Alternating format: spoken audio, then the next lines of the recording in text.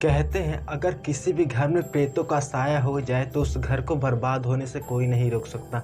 तो आज की हमारी ब्लडी फैक्ट वर्ल्ड की कहानी होने वाली है ऐसी एक सच्ची घटना पे आधारित, जो कि उत्तर प्रदेश के एक छोटे से गांव की कहानी है।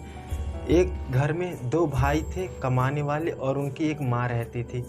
तीनों अच्छी खासी अपनी ज़िंदगी गुजर बसर कर रहे थे। दोनों बच्चे कमा के अच्छी खासी पोस्ट पे हो चुके थे। उनकी माँ ने सोचा कि दोनों की अब शादी कर देनी चाहिए।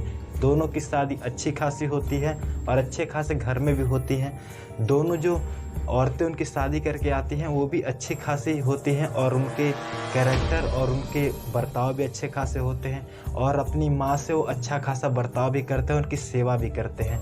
कुछ साल ऐसे गुजर जाते हैं। कुछ सालों के बाद दोनों लड़के कमा लेते हैं कि घर के पास ही में वो अच्छा खासा एक बंगला खरीद लेते हैं। बंगला उन्हें सस्ते में ही मिल रहा होता है, इसीलिए वो कुछ ज़्यादा जांच पड़ताल नहीं करते। उन्हें लगता है कि इतने सस्ते में एक बंगला मिल रहा है तो क्या फ़र्क पड़ता है, हमें खरीद लेना चाहिए। जब वो खरीद के बंगला वहाँ पे रहने चले जाते हैं तो कुछ दिनों बाद गांव के आसपास के लोग आते हैं, उन्हें कहते हैं कि इस बंगले को खाली कर दीजिए आप, नहीं तो आपके साथ बहुत बुरी घटना घट सकती है।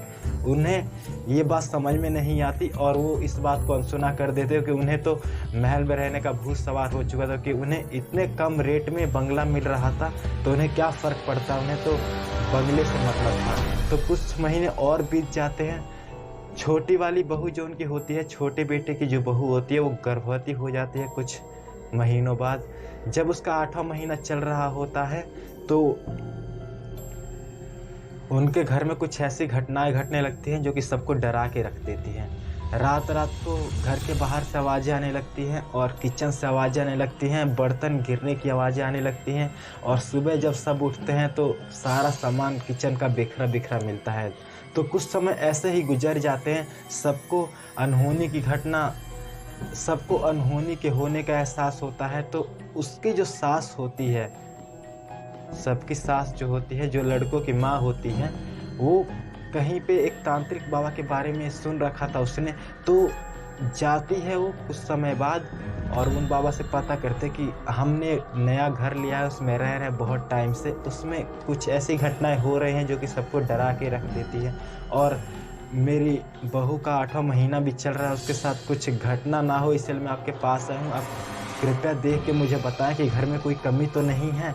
तो बाबा अपनी शक्तियों से देखते हैं और पता करते हैं, तो बताते हैं कि उस घर में एक पिशाच का साया है। आपको घर लेने से पहले जांच पड़ताल करनी चाहिए थी, जो कि आपने नहीं की है। उस घर में पिशाच का साया है, जल्दी से जल्दी वो घर खाली कर दीजिए, नहीं तो आपके परिवार के ऊपर बहुत बड़ा संकट आ सकता है।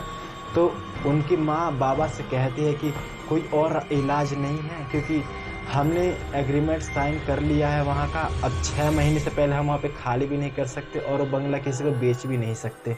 तो बाबा कहते हैं ठीक है, मैं आपके यहाँ पे पूर्णिमा की रात को आऊँगा और वहाँ पे चेक करके मैं आपको बताता हूँ कि मैं क्या कर सकता हूँ। तो वो वापिस आ जाती है और कुछ समय ऐसे ही बीत जाता है। जब पूर्णिमा वाली रात होती है, बाबा 12 बजे रात को उनके घर में आते हैं। डोर पे आवाज़ आती है, तो डोर जब खोला जाता है तो सब देखते हैं कि बाबा आ चुके हैं। बाबा अपना स्थान ग्रहण करते हैं और पूजा पाठ हवन करते हैं, और जो पिशाच होता है उसे बुलाते हैं, और पिशाच वहाँ पे प्रकट होता है और पिशाच से पूछते हैं कि तेरी क्या मांग है, तो क्यों इन्हें परेशान कर रहा है। पिशाच कहता है कि मुझे एक नया बच्चा चाहिए जो कि शिशु हो और जिसने अभी फ़िलहाल में जन्म लिया हो, और वो भी इन्हीं के परिवार से चाहिए। सब डर जाते हैं, इतना सब डर जाते हैं कि सब वहाँ पे गिर जाते हैं, उसके पैर पड़ने लगते हैं कि कृपया हमारे परिवार को छोड़ दो, पहला बच्चा है, हम ये बच्चा नहीं दे सकते आपको।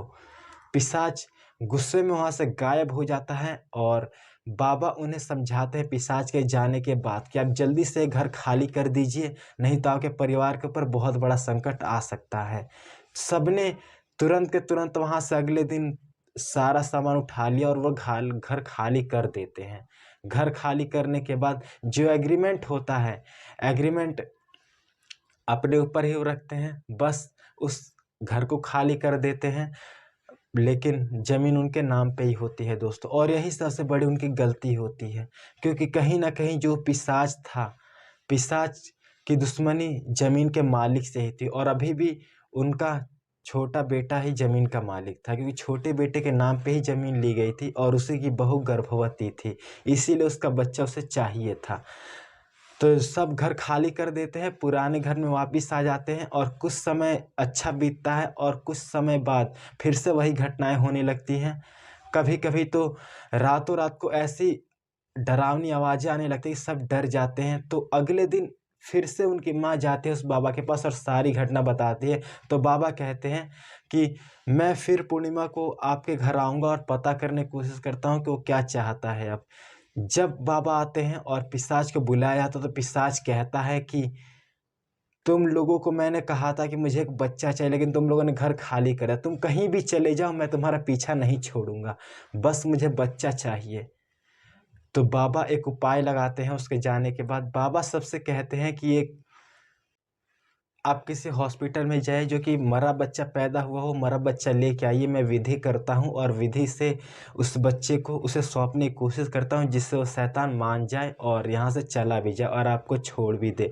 मैं सिर्फ़ इसे एक बार करके देख सकता हूँ, उम्मीद नहीं कर सकता कि ये सफल होगा, लेकिन एक बार हम करके देख सकते हैं इस उपाय को। तो सब राज़ी हो जाते हैं। जो दोनों भाई होते हैं, बहुत हॉस्पिटल में छानने के बाद उन्हें पता ल चलता है कि एक बच्चा मरा हुआ पैदा हुआ किसी फ़ैमिली का।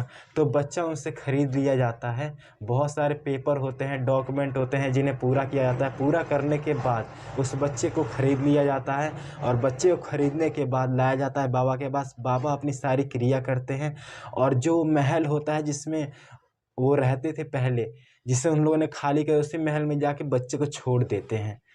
बच्चे को छोड़ देते हैं और वहाँ से वापिस आ जाते हैं, और वापिस आने के बाद अपनी ज़िंदगी में आगे बढ़ जाते हैं, और फिर कोई घटना नहीं होती।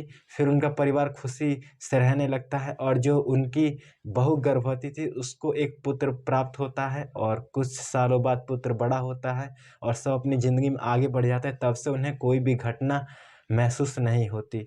तो मैं उम्मीद करता हूँ आपको आज की स्टोरी अच्छी लगी होगी। अगर स्टोरी पसंद आए तो चैनल को सब्सक्राइब कर लेना, वीडियो को लाइक कर लेना। मिलता हूँ अगली वीडियो में और कोई दिल दहला देने वाली घटना के साथ। तब तक के लिए गुड बाय।